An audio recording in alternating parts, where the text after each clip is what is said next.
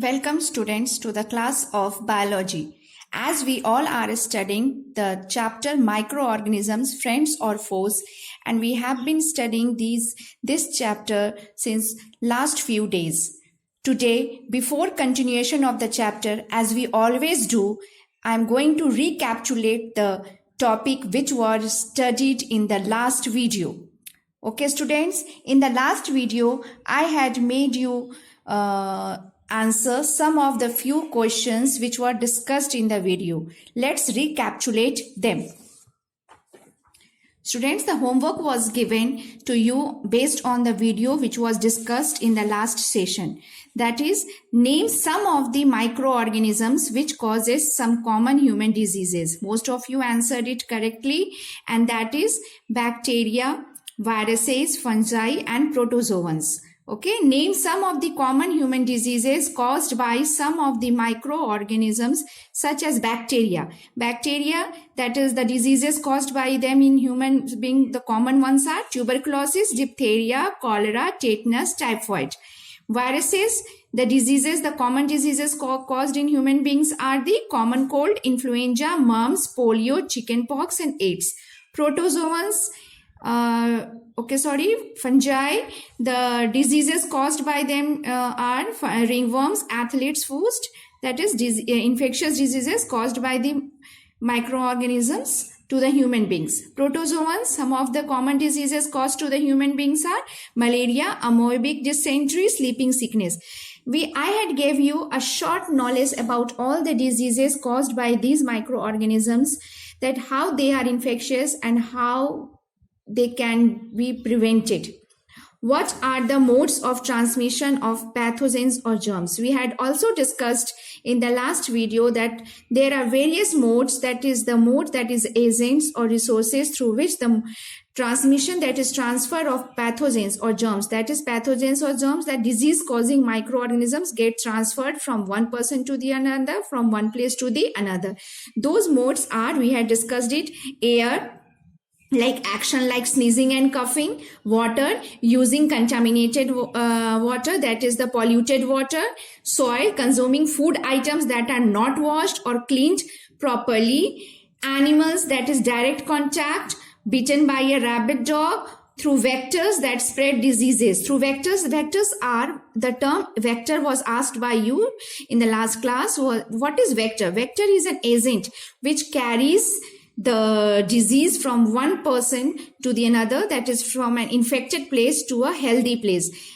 For example, you can take it to be a housefly. It sits here and there on the garbage and on the polluted places, and then sits on our healthy food items or on our body and makes us disease. So here the housefly acts as a vector, which acts as a carrier of germs, of pathogens from one place to the another. Is it clear, students, that with the help of all these questions, I think you are able to recapitulate all things which was made you study in the last class. Students, in the last class, we had also studied about prevention of diseases. Okay, students, we had studied various ways that can help in preventing diseases.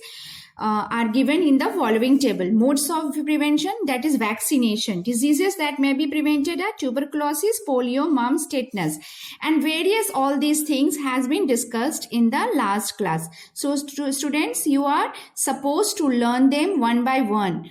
Now we had also discussed about microorganisms causing diseases in animals. Microorganisms don't only cause diseases to the human beings, they also cause diseases in animals. Microorganisms also cause diseases in animals. You must have heard about rabies, a disease that affects animals like dogs. Okay, the term rabies is very familiar to you, which is you can say it is a disease that affects animals like dogs.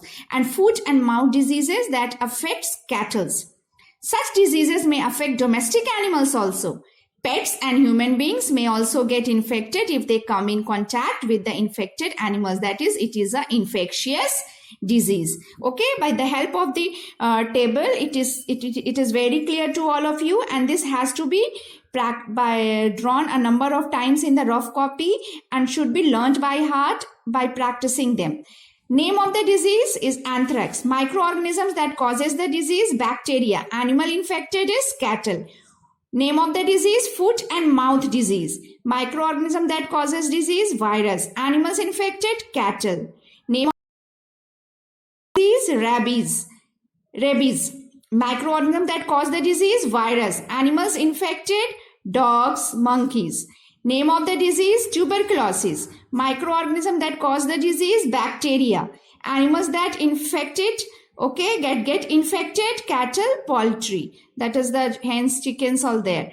Names of the disease, ringworm. Microorganisms that causes disease, fungi. Animals infected, here the same thing, cattle, poultry. Name of the disease, aspergillosis. Microorganisms that cause the disease, fungi. Animals infected are poultry. That is the birds over the hens and chickens over there. Names of the disease, canines, distemper. Microorganisms that causes the disease, viruses. That is the teeth disease over there. Animals infected, dogs. So children, draw it properly in your copy, class work copy, and get it learnt by heart. Okay children, let's proceed. Now we are going to discuss about microorganisms causing diseases in plants. Earlier we had discussed about the microorganisms causing diseases in human beings. After that we discussed various agents that transfer that diseases and various methods to be prevented from them. Then we discussed about the diseases caused by the microorganisms in the animals, and now we are going to discuss microorganisms causes disease in plants. By this topic you are quite clear right up till now that microorganisms not only causes diseases to the human beings and animals only, it causes disease to the plants also. You must have observed some plants with wrinkled leaves, wrinkled, that is like a coiled over there like a spring, or plants and trees having an abnormal branching pattern, looking uneven, or having abnormal fruits not so sharp. These plants may have been affected by a pathogen, that is disease causing microorganisms. Most of the plant disease are caused by, what are these? That most of the plant diseases are caused by fungi, bacteria and viruses. These points are to be noted, that most of the plant diseases are caused by fungi, bacteria and viruses. What is that? That is the plant diseases are mostly caused by fungi, bacteria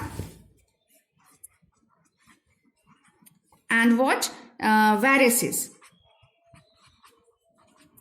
Is it clear students? That most of the plant diseases, very important line, most of the plant diseases are caused by fungi, bacteria and viruses. These microorganisms may may lead to decrease in crop yield, that is the crop production, and times cause total destruction of crops, that harms the crops to a great strength. And one of the most important thing which has to be learnt by you, the Irish famine. It was a disease which occurred in the year 1740 to 41, was caused because of complete destruction of the potato crop due to the diseases late blight caused by a fungus. Okay, Irish famine which took place in 1740 to 41 was caused because of complete destruction. That year the potato was completely destructed. There was no any crop of potato left over there. Okay, due to the disease, which disease? Late blight, LATEBLIGHT. That is due to the disease late blight, LATEBLIGHT. Due to the disease late blight caused by a fungus. What is this? It is a fungal disease. It is a fungal disease. Is it clear, children? It is a fungal disease. Okay, in this paragraph, the two important things over there are, not two, more than two, that the microorganisms causes diseases not only to the human beings and the animals, it also causes to the diseases to the plants. The most of the common microorganisms which causes disease to the plants are fungi, bacteria and viruses. And one of the most famous Aris famine was caused in the year 1741. What took place over there? That there was complete destruction of potato crop. There was no any crop of potato left over there in that year due to the disease late blight caused by a fungus. That was a fungal disease. Now let's have a view on the chart over here. The following tables are giving information about some common plant diseases that are caused by the different microorganisms. This is very important, which has to be learnt by you children. That is the microorganisms and their related diseases: virus, bacteria, fungus. That is the most of the microorganisms: bacteria, virus, bacteria and fungus, which causes various diseases. That is the, you have to learn that if the question is given, tobacco mosaic virus is caused by which type of microorganism? It is a viral disease. Citrus cancer is caused due to bacteria. Rust of wheat is caused due to fungus. Smut of rice is caused due to fungus. Red rot of sugarcane is caused due to fungus. Here in the tobacco mosaic virus, which is a viral disease, there is appearance of uneven spots and discoloration on the leaves. On the leaves, there are various patches and uneven spots are found. Citrus canker, lesion on leaves and stems and fruits with raised brown water-soaked margins. There are margins over there. Rust of wheat, diseased plant showing rust colored, that is orangish color, brick color patches on the infected plant parts. The plant parts which is infected, that is orangish color is shown over there, and it is also a fungal disease. Smut of rice, it is also a fungal disease. That is smut balls, that is small balls of grains that become greenish black. That is greenish, blackish green, then burst and infect other grains. Fungus.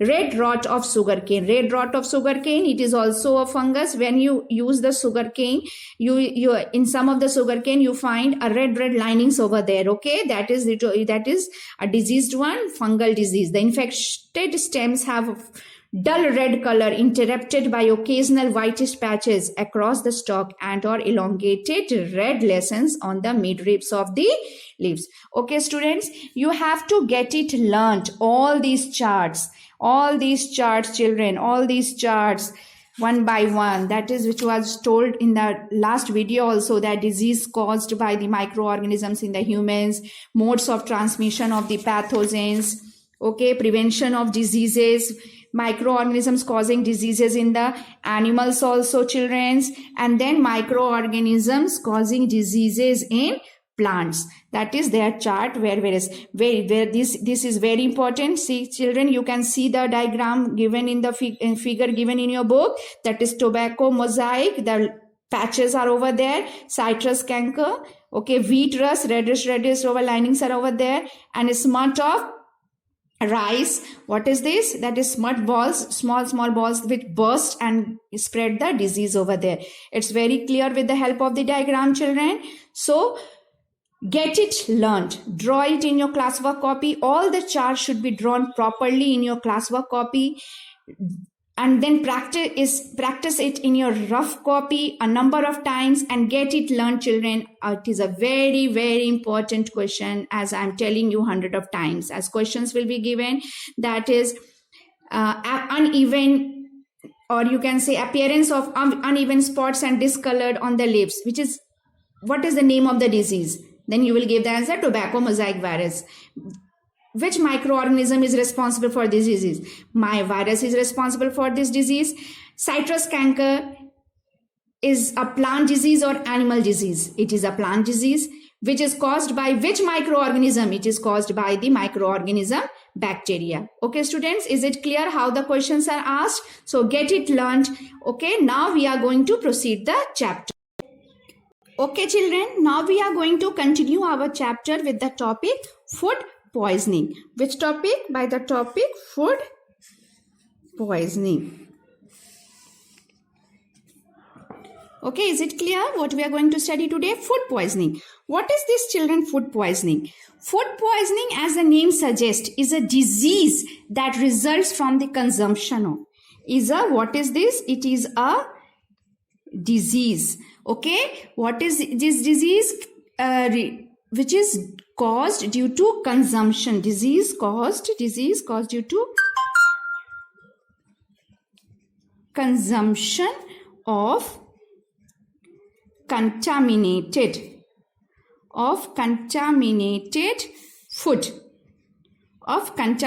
food. Okay, children, it is a disease. Food poisoning is a disease. Okay, that name suggests itself is due to how it is result, or you can say how it is caused due to consumption. That is by the use of contaminated, that is polluted food. Then what are its symptoms? How we can know that we are affected by the disease food poisoning? The symptoms of food poisoning are vomiting, you can say nausea, that feeling of uneasiness, severe pain,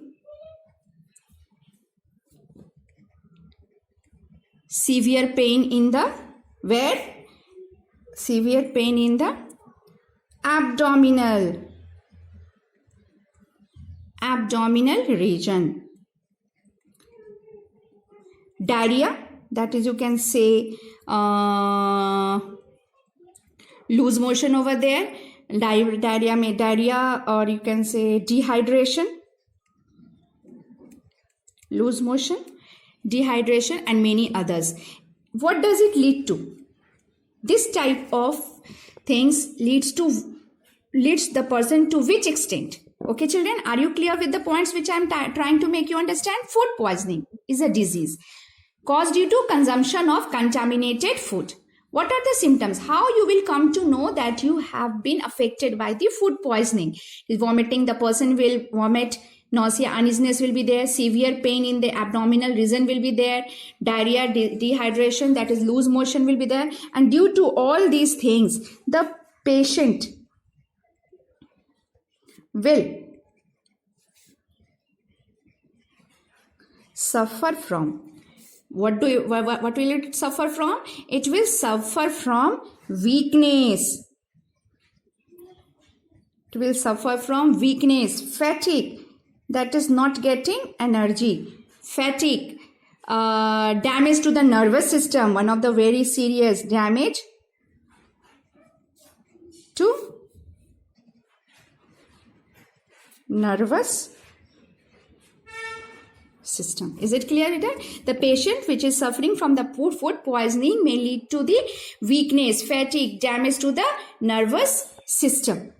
Now the point comes that how or which of the microorganism is responsible for these. These symptoms arise due to the presence of bacteria or other microbes in the food. They may also be due to ingestion of toxins contaminated in the food.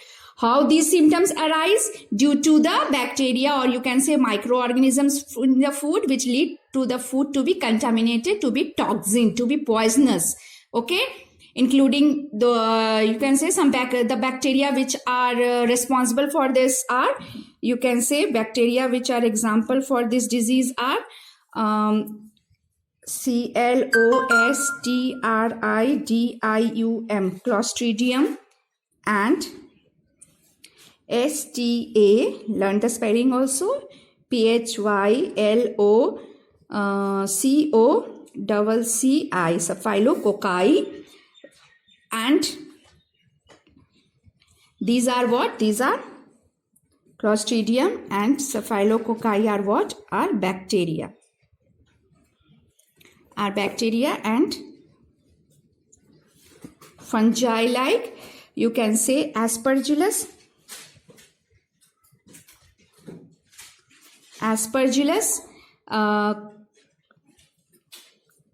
Okay, children. So the Microorganisms or bacteria and the fungi which is responsible for the food poisoning are Clostridium and Staphylococci, which is a bacteria which leads to the food poisoning, and the fungi Aspergillus. That is the microorganisms responsible for the food poisoning. Responsible for the food poisoning. Is it, children, clear? Let's have a quick review. Food poisoning is what is it? It is a disease which is due to consumption of contaminated food. And the symptoms, how you will come to know that you have been food poisoned: vomiting, nausea, severe pain, abdominal region in the stomach area, diarrhea, dehydration will be there. And how, after all these things, how will the patient feel? That is weakness, fatigue, damage to the nervous system. Okay, and the microorganisms which are responsible, for all these, for the food poison to take place are bacteria, which is Clostridium and Staphylococci, and the fungi, which is Aspergillus. Okay, children, get it learned. Now, how you can now, before going to food preservation, then how we can be or how we can avoid this food poisoning. This food poisoning can be avoided by keeping our prepared food properly, and we can properly prepare and store to prevent food poisoning. Okay, children, sometimes mishandlings also causes food poisoning. That is touching our food with our dirty hand, with not clean utensils. Persons who handles or of prepare food should wash their hands to prevent contaminated food. Should wash their hands properly, should wash their hands before touching the food or before coming in contact with the food. All these preventive measures will prevent our food from being contaminated. Okay, children, it is a very important thing. So various steps should be taken. And today, as we are suffering from a very severe disease, and we are told to wash our hands hundreds of times, many of the times, so that we are free from the viruses. So children, wash your hands properly in order to prevent your food from being poisoned, or in order to keep your food safe from the poisons. Let's, children, proceed to the next topic, that is the food preservation. Preservation. What does this term preservation means? Okay, children, what this term we are discussing about the topic food preservation. What does term preservation means? That how it can be kept for a longer period of time without getting spoiled. That how our foods can be kept for a longer period of time without any spoilage or any chemical changes in our food. Okay, children? Preservation is the process of giving an appropriate, that is proper, physical treatment food in order to prevent or slow down its spoilage. If proper food preservation methods are inculcated in our lifestyle, then we can preserve our food for a longer period of time without any spoilage. As you have seen in your house, children, that your mother prepares the pickles and it gets preserved for a longer period of time, more than 1 year. Some of the, you can say, chutneys are prepared in our house, which are kept for a longer period of time without getting spoiled. It is all then you can ask your mother that what precautions she takes while preparing all these food items, which has to be preserved for a longer period of time, that it doesn't get spoiled, okay, very soon. Some of the methods used to preserve food are, there are some of the various methods. Now we are going to discuss one by them. Okay, children. Drying. Drying means you can say sun drying, heat drying, as when our mother prepares the papad and the pickles and the food grains which are brought from the groceries, it are kept in the hot rays of the sun, in the presence of the hot rays of the sun for a longer period of time, so that they are free from the moisture, and then they are stored in the containers so that they can be kept for a longer period of time. Preservating using sugar and salt. Various preservating items are used to preserve our foods, that is sugar and salt. That is when our mother prepares the pickles, then salt is used in a large amount over there in order to, it acts as a preservative materials. Okay, sugar and salt reduce the water content and make it unavailable to the growth of the microorganisms. Why sugar and salt is used? Because it reduces the water content and make it unavailable for the growth of the microorganisms. As a result, the food gets preserved. Meat and fish are covered with a salt to check bacterial growth. Okay, here the sugars are also spread over the fleshes of meat and chickens over there. Why? To prevent the bacterial growth over there. Some pickles of, I am repeating this term 100 of times because you see it in your home. Some pickles are also preserved by the addition of specific quantities of salt. Okay. You can say by preserved by adding specific quantities of salts. Jams and jellies are usually preserved. You also, kids like to eat jams and jellies. Jams and jellies are usually preserved by adding of sugar. So children, have you understood that preservating using sugar and salt? That is, the process of preservation is done by using salt and sugar. Salt and sugar is used because they, you can say, reduce the water content and make it unavailable for the growth of microorganisms. Okay, the salt is spread over the meat and the fleshes in order to inhibit the growth of the bacteria. They are used in the pickles in order to reduce the microbial growth, and its jams also, the sugar is used over there as a preserving material so that they can last for a longer period of time. Children, let's proceed. Preservation using acetic acid. Acetic acid. What is this acetic acid? Acetic acid in the form of vinegar. In which form? You always use while making chow meins and all those things, or making salads over there. In the form of vinegar is used, vinegar, in the vinegar is used in the manufacture of several pickled products. Vinegar, it's tastes sour. Okay, vinegar also stops the growth of microorganisms. Vinegar is also used in preparation of the pickles. Citric acid and phosphoric acid are also used over here in this acetic acid preservation. The citric acid and phosphoric acids are also used.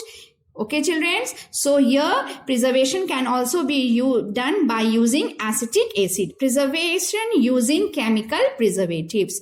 There are various chemical methods also for the process of preservation. One of the most popular chemical preservative used is potassium metabisulfate, which can be written as capital M, capital K, capital M, capital S. That is potassium metabisulfate. Potassium you can say bisulfite.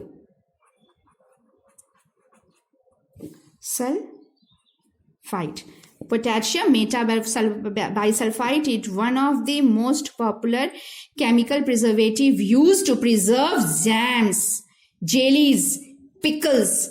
These chemicals inhibit the growth of microorganisms. Heat and cold treatment. It is one of the most popular methods for the used in the preservation method. Some food items like milk are usually boiled. You see in your house now, mummy boils the milk before their use or storage.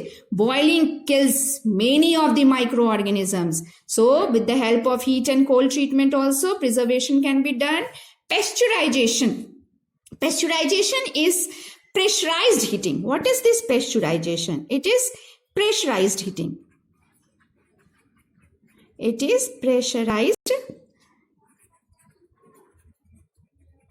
By this term only, the term has come pasteurization. For a short time, it may be considered as a mild form of heat treatment. The temperature is used during pasteurization is below 100 degrees Celsius.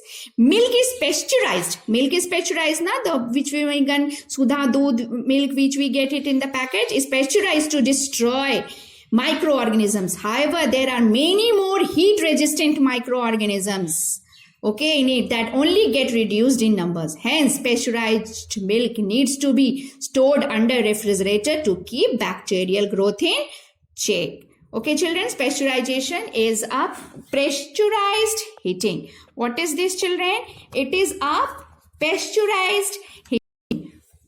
That is, you can say, a method of preserving milk by heating it to 72 degrees Celsius or 100 degrees Celsius, followed by quick cooling. That is, heating strongly and then cooling it immediately. This is pasteurization, which kills most of the harmful microorganisms growth, and if still some of them are, then it should be kept in the refrigerator. Vacuum packing, as you all have seen in the market, you buy the chips and kurkure and all those eatables over there, the air is there inside the packet. That is the vacuum packing. Vacuum packing stores food in a vacuum environment, usually an airtight bag or bottle. The vacuum environment deprives bacteria of the oxygen needed for their survival. Why this vacuum packing is done? So that no air is over there. So the oxygen needed for the survival of the microorganism, they don't get it and they die over there, and without spoiling our food items. Okay, children, it helps to reduce their loss of flavors caused by their oxidations. As for their survival, microorganisms also need the oxygen. And if the vacuum packing is done, then it is airtight packing. That is, the air is not there, which will lead to the growth of the microorganisms, and microorganisms will die out without spoiling our eatables. Canning. Canning involves cooking food and sealing in the sterile cans or jars. Canning is putting the food items in our jars. Okay, this is followed by boiling the containers. Before canning, the containers in which the things are to be placed should be boiled, or you can say weaken any remaining bacteria in order to remove or in order to make it sterilized. However, food preserved by canning or bottling is at immediately risk of spoilage once the can bottle has been opened. By this, what do you understand? That before canning, the container should be sterilized properly and sealed properly. Once the sealing has been broken, precaution should be taken that moisture doesn't enter inside it. If the moisture enters, the bacteria will get the moisture, or microorganisms will get the moisture. They will reproduce, they will multiply, and they will spoil our food eatables. Freezing. That is keeping our, you can, in the malls and everywhere, you get frozen parathas, frozen peas, frozen eatables. You get it over there. Na? You are familiar with this term, freezing. When foods are kept at below freezing temperature, most of the chemical changes takes place. Such a reduced rate that only minor changes are noticeable even after long period of storage. However, microorganisms are generally more resistant to cold than the heat.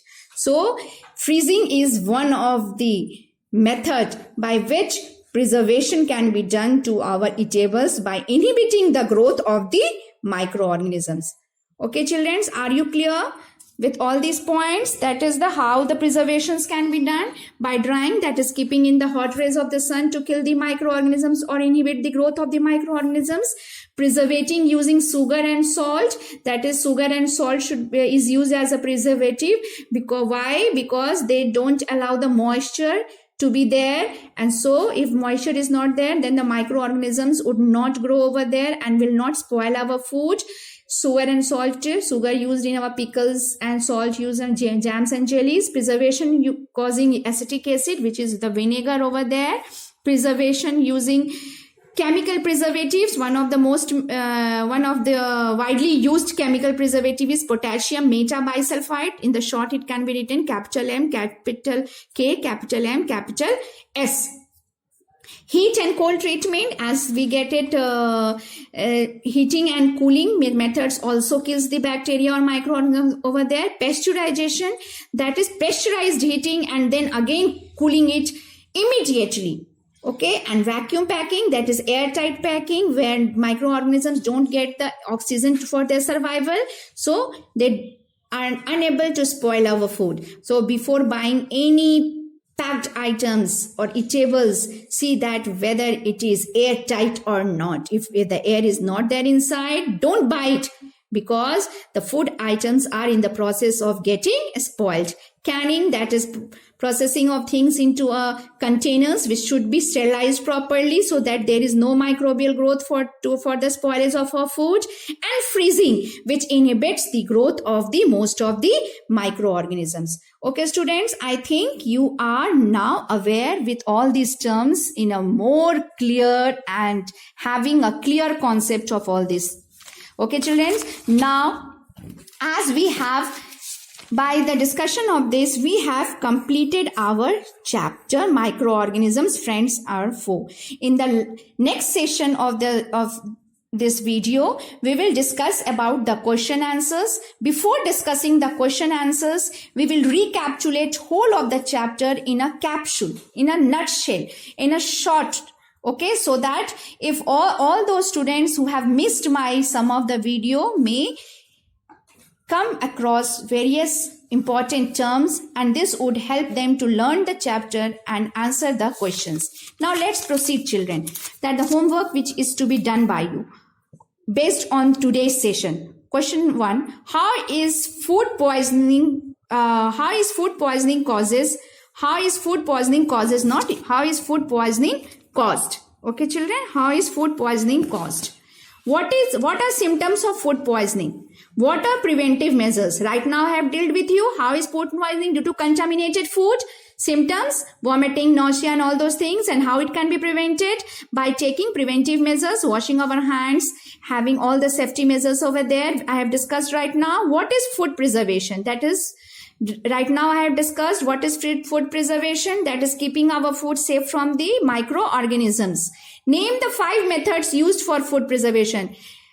Almost more than 5 methods I have discussed you right now. That is canning, freezing, pasteurization, drying in the hot sun. Okay, name them. What do you understand by the term pasteurization?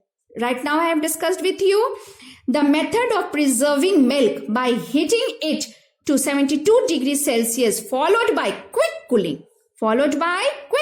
Is pasteurization. Explain the term rancid. What does this term rancid means? Okay, I think you should by this up till now you must be aware of this term rancid. Okay, if not, then get it clear. Rancid. What is rancid? Rancid is an unpleasant taste or odor of the food containing fats and oils. That is, all those foods which contains fats and oils.